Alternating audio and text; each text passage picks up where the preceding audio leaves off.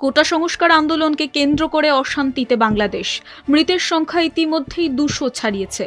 বুধবার বিকেল পর্যন্ত সংবাদ সংস্থা এএফপি সূত্রে জানা গিয়েছিল মৃতের সংখ্যা 168।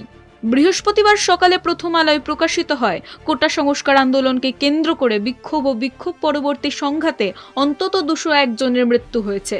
অন্যদিকে আংশিক শিথিল হলেও বাংলাদেশে এখনো জারি রয়েছে কারফিউ। বৃহস্পতিবার দেশব্যাপী কারফিউর ষষ্ঠ দিন।